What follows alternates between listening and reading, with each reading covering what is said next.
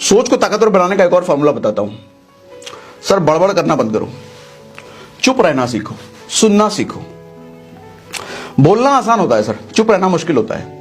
बोलना तो बच्चा भी कर लेता है, चुप रहना मुश्किल होता है। और चुप रहना तब जब आपके बारे में कोई बुरा बोल रहा हो, जब आप बुरे समय से गुजर रहे हो और उस वक्त आपको कोई पिन कर दे, तब चुप रहना मुश्किल होता है। और उस समय जो चुप रह गया वो फिर महात्मा है, वो फिर महान है, वो फिर खिलाड़ी है, वो फिर राजा है। फिर बुद्ध की तरह ताकत चाहिए चुप रहने के लिए, बुद्ध की तरह। लोगों को अक्सर मैं कहते हुए सुनता हूं, अरे मुझे कोई सुना नहीं सकता, मैं सुना देता हूं। पता है जरा सा ही बोला था, बोलती बंद कर दी मैंने उसकी। अरे जिसकी बोलती बंद करके आया हो ना, वो तुमसे ज्यादा ताकतवर है, वो तुमसे ज्यादा समझदार है, उसकी सोच में तुमसे ज्यादा ताकत है, क्योंकि सुनने की शक्ति है, सहन शक्ति है उसमें। सहन के साथ शक्ति लगता है, क्यों? बोलने के साथ शक्ति नहीं लगता। बोलने को कला कहते हैं, लेकिन सहने को शक्ति कहते हैं। सर कला और शक्ति में फर्क होता है।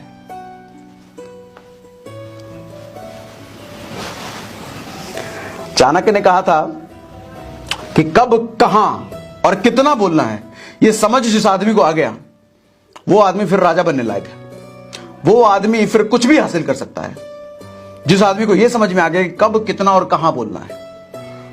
कहते हैं कुत्ते को घी हजम नहीं होता। इसका मतलब समझ रहे हो सर? कुत्ते को घी हजम नहीं होता, इसका मतलब यह है कि आदमी जब ज्यादा उतावला होता है ना, आदमी में जहन शक्ति नहीं होती ना, उसको उल्टी करने की आदत होती है। उल्टी मतलब कोई कुछ सुनाया एकदम दड़ से उल्टी कर दिए, कोई कुछ बोल दिया तड़ से उल्टी के। हालात जैसे बुरे हुए, अरे भाई साहब इतना मुश्किल मेरे से कैसे होगा, इतना मुश्किल काम दे दिया कैसे होगा, ये उल्टी करना हुआ। कुत्ता भी ऐसे उल्टी करता है जब उसको घी दिया जाता है। आदमी भी ऐसे उल्टी करता है जब उसको अच्छी चीज दी जाती है। अच्छी चीज का मतलब क्या? सहने लायक चीज दी जाती है।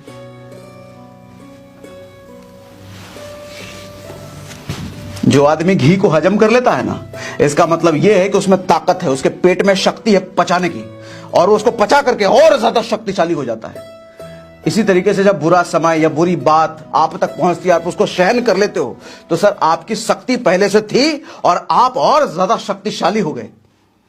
किसने बुरा समय नहीं देखा? किसने बुरे लोगों को नहीं झेला? किसने बेइज्जती नहीं देखी? चाणक्य की बेइज्जती नहीं हुई। पाखंडी कह के, भूखा ब्राह्मण कह के, झूठा कह करके उसको धनानंद ने बाहर निकाल दिया था। देखो प्रकोप कैसा दिखा उस समय। वो ऐसा नहीं गाली उली देने लग गया, तुम्हारी गाली उली नहीं देने लग गया, मारपीट करने नहीं लग गया। चुपचाप कसम खा करके, चुटिया खोल करके निकल दिया भाई साहब। ताकत शक्ति का परिचय दिया, सहन शक्ति आती है ना, उसके बाद लिए बदला लेने की स्ट्रेटेजी होनी चाहिए ना। लेकिन कमजोर आदमी वहीं उल्टी कर देता है, मुझे ऐसे कैसे बोल दिया। सहना सीखो सर, परिस्थितियों को सहना सीखो, हालातों को सहना सीखो, कड़वी बातों को सहना सीखो। वो कड़वी बात कोई भी कह रहा हो, बड़े कह रहे हो, कई बार दुश्मन की कड़वी बात भी सहनी पड़ती है, गुरु की कड़वी बात सहनी पड़ती है। तभी तो सहन के साथ शक्ति लगता है, सहन शक्ति। और चुप रहने की कई सारी खासियत होती है, कई सारे फायदे होते हैं। जैसे जब आप किसी से डील वील कर रहे हो ना, आपको कोई ऑफर करे, ये काम करने का 10,000 रुपए देंगे, या आपके पास कोई प्रोडक्ट है और वो कहे आपके पास जो प्रोडक्ट है वो 50,000 रुपए का है, और वो कहे 40,000 रुपए है, तो आप बस चुप रहो, बस चुप रहो। देखो वो कहेगा थोड़ी देर बाद, अच्छा ठीक है 42 ले लो। आप बस चुप ही रह जाओ, थोड़ा मुस्कुरा ही दो। वो कहेगा ठीक है यार 45 ले लो, काम खत्म करो। थोड़ी देर और चुप रहे ना, हो सकता है कि 48 का वो ऑफर दे दे। लेकिन बड़बोला आदमी वहीं खराब कर लेगा अपना काम। बिना पूछे ओपिनियन मत देना शुरू करो कभी भी, किसी भी ग्रुप में। उस आदमी की कभी भी इज्जत नहीं होती जो बिना पीछे ओपिनियन देता है। और जो बड़बोला आदमी होता है ना, जो बकर बकर बकर बकर बकर करने वाला आदमी होता है, वो अपने सीक्रेट्स खुद ही रिवील कर देता है अपने दुश्मनों के सामने। आप देखते होगे जो आदमी ज्यादा बाचाल होता है, जो ज्यादा बोलने वाला होता है ना, उसके सीक्रेट्स पूरी दुनिया को पता होते हैं। क्योंकि बोलते बोलते कब अपने सीक्रेट्स जो दुनिया को नहीं पता चलने चाहिए थे, वो कब बोल जाता है उसको खुद ही नहीं पता चलता, उसको खुद ही याद नहीं रहता। अच्छा भाई ये भी बोल गया क्या? हाँ भाई वो से बोल गए। और वैसे भी जब आप बोल रहे होते ना, आपका ये दिमाग नहीं चल रहा होता है। लेकिन जब आप सुन रहे होते हो तो आपका दिमाग चल रहा होता है, आपका दिमाग एनालिसिस कर रहा होता है। एनालिटिकल पावर बढ़ती है सुनने से, समझने से।